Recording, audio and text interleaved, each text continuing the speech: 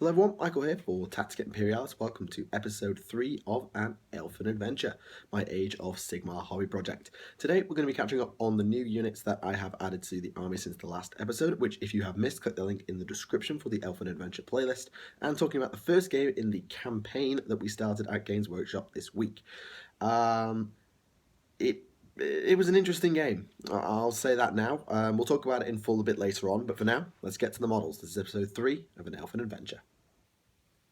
Kicking us off today, we have another 10 Witch Elves.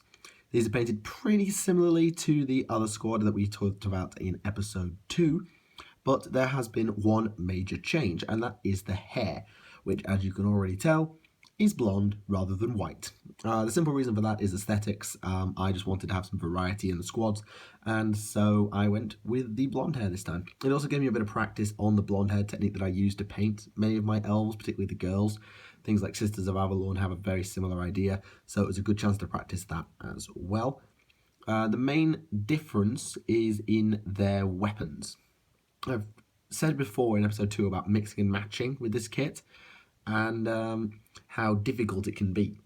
So what I've done is I've improvised and used the Sisters of Slaughter kit to get me some extra components. Sisters of Slaughter is the other option within the Witch Elves kit for those who don't know.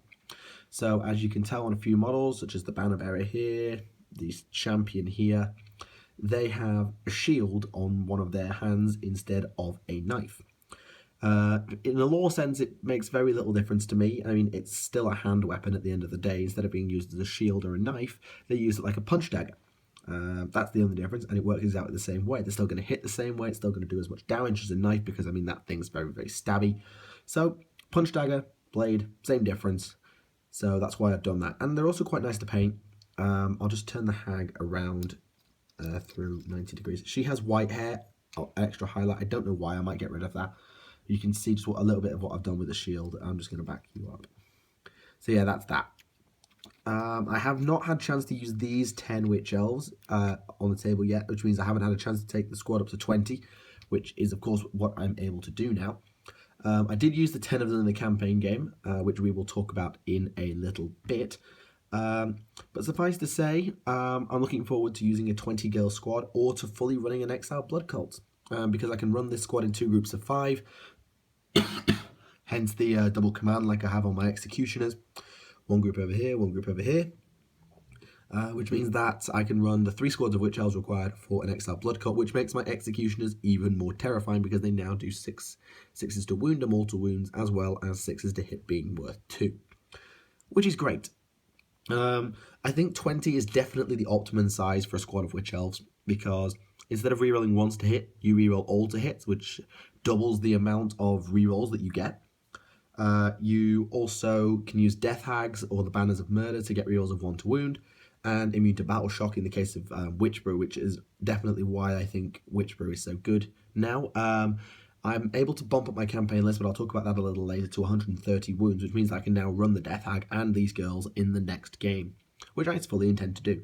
I'll probably run them as a 20, at least for the first time, just so I can actually get to see how well Witch Elves perform as a block before divvying them up, because my Executioners really don't need the power boost, whereas my Witch Elves really do. So I think I'll keep them as a big squad.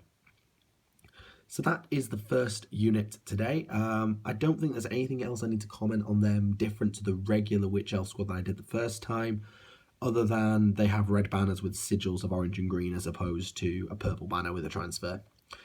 Don't really know why they did that, but reasons. Anyway, so that's that. Let's move on to the next model in today's showcase.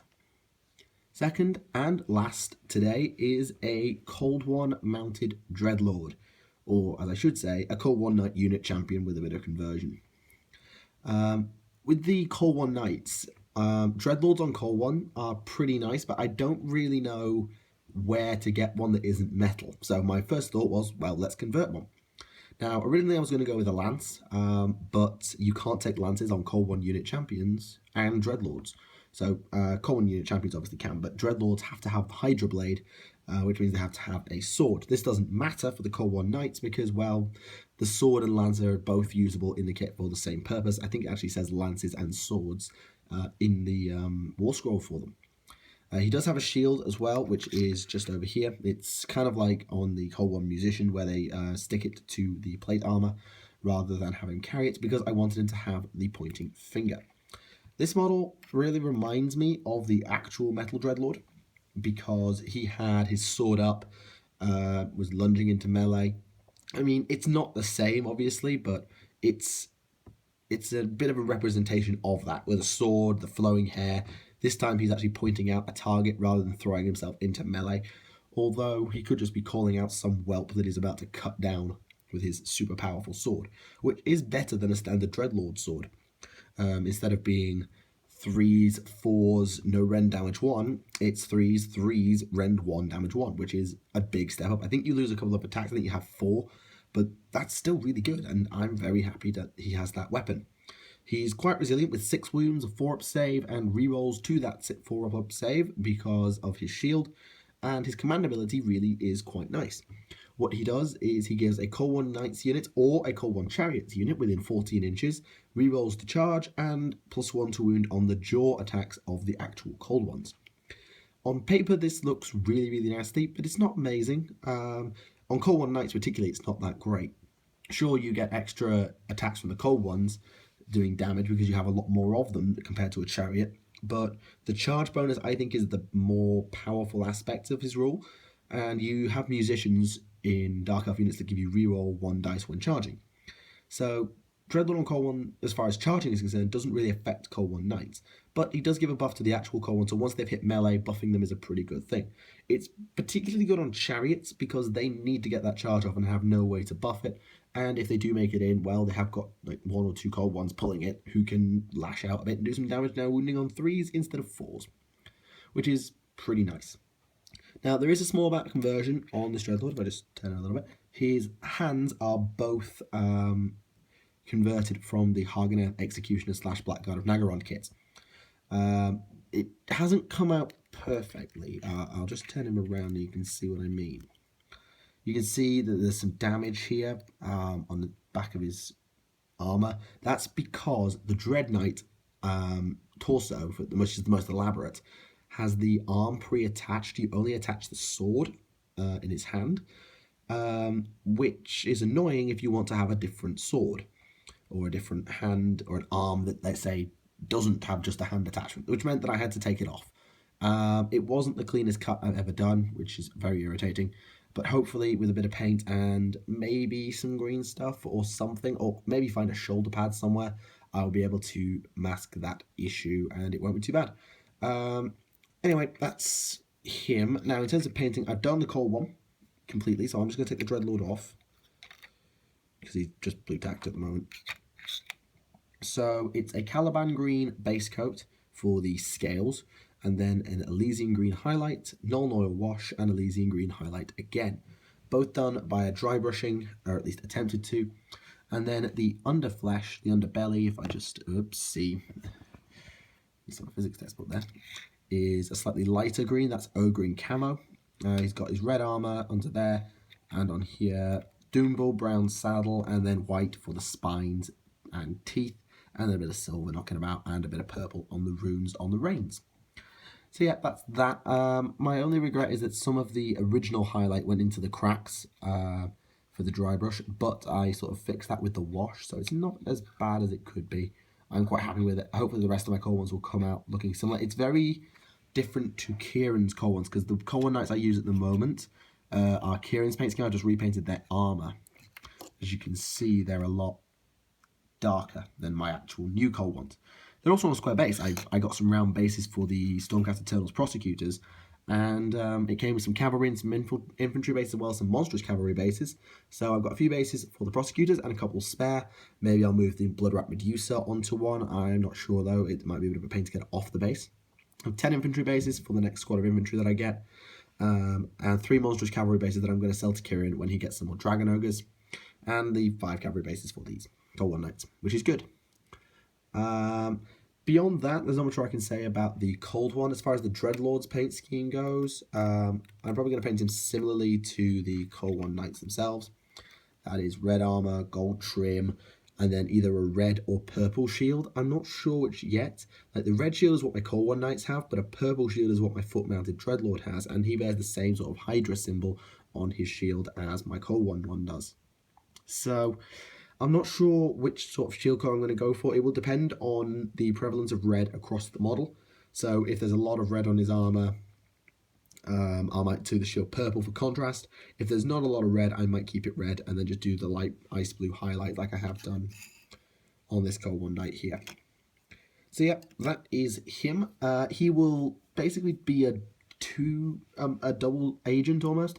So he'll work as a Dreadlord on Cold One, or he'll just be a unit champion if I take my Cold One Knights up to 10. Although 9 Cold One Knights is still pretty effective, and if you can buff them with this guy, maybe it's actually better to do that. Although if you do have hero limits in terms of number of wounds, then maybe not. Anyway, that is all the models for today. I do have 4 more Cold One Knights to build and paint, but that will be it in terms of new purchases, at least for a while, because I need to think about money. Not because I'm running out, not at all, just because I have to sort out accommodation stuff and I may need to put a deposit down, amongst other things. So it's just something I'm conscious of, and so I won't be buying any models, at least for a bit, but I will keep you updated with the campaign as it progresses. So let's move on and let's talk about the first game in the Quest for Gold campaign.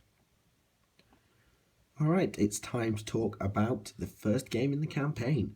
So the game that I played was against a Chaos player. It was 100 wounds per side, depending on whether you summoned or not. If you summoned, you had 100 wounds and could summon an additional 50.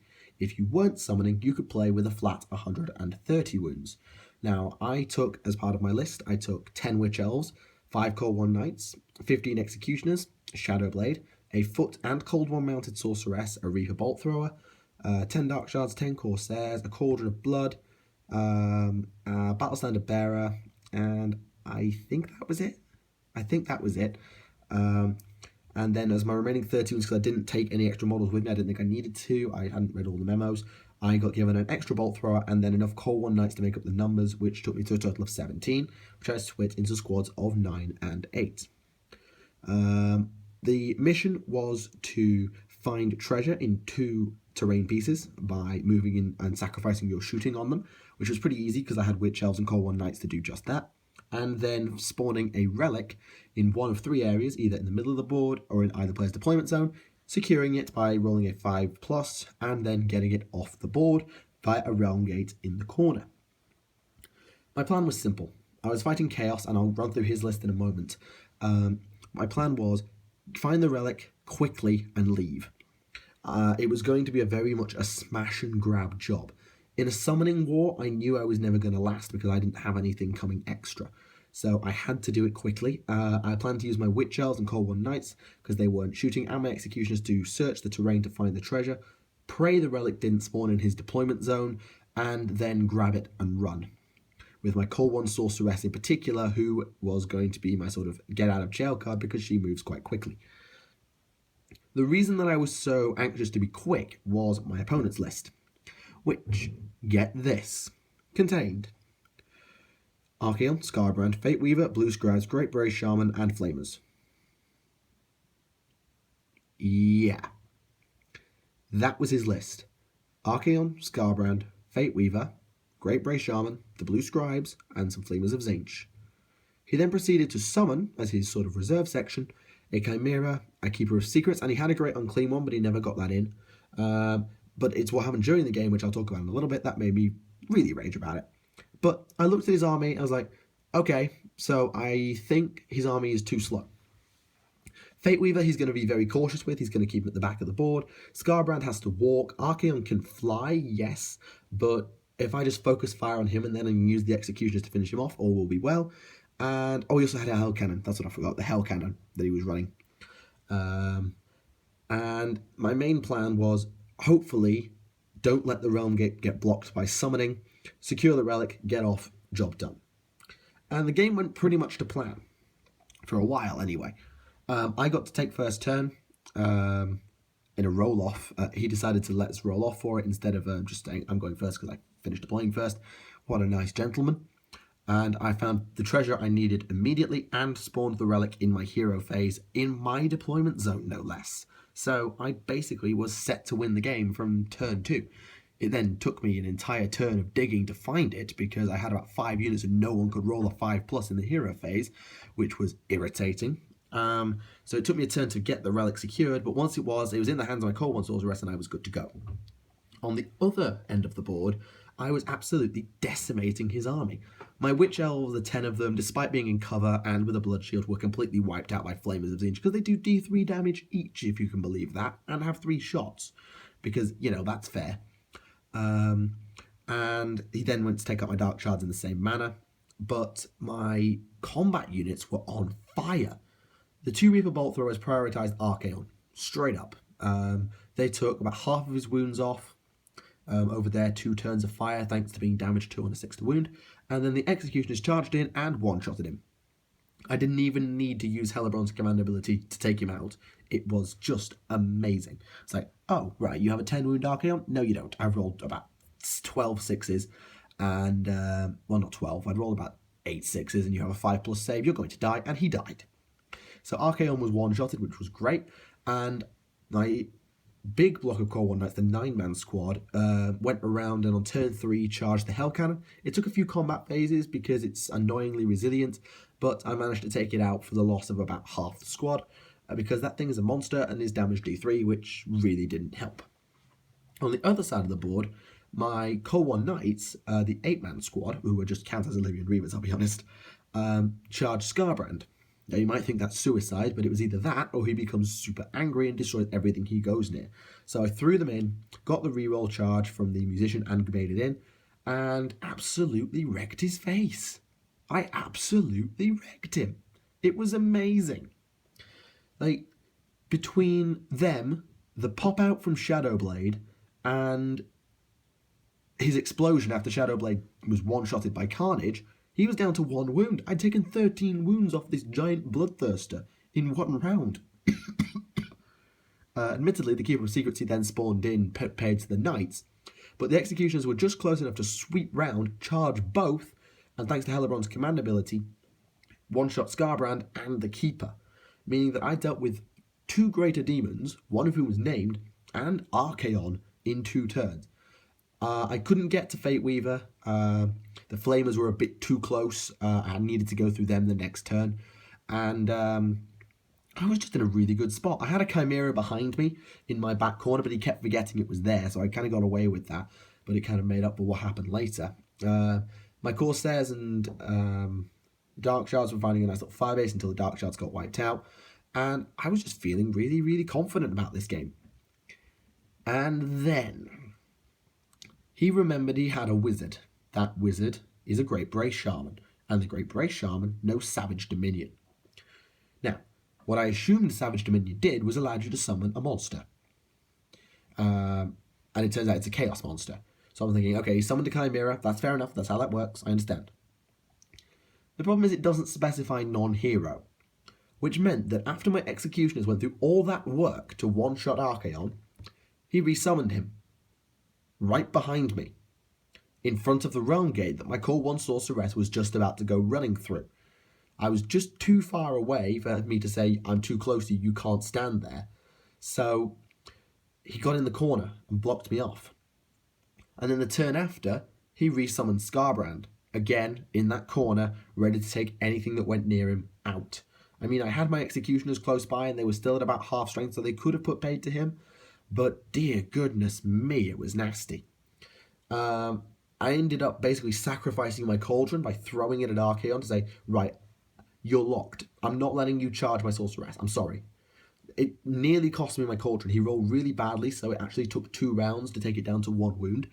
And I did D3 down. I think I did 3 wounds to him over those 2 rounds. But my Cauldron was basically dead, and I knew it. And on top of that, his Hell Cannon, whilst it was basically being wrecked by Core One Knights, was still able to shoot. It was only a single shot, but he had enough crew the first time for a 2-shot, and that killed my Core One Sorceress in one go. And then killed my other Sorceress in 1 go straight afterwards. Meanwhile, Chimera, which does D6 mortal wounds a go, by the way, and doesn't seemingly roll to hit, was just mopping up my bolt throwers.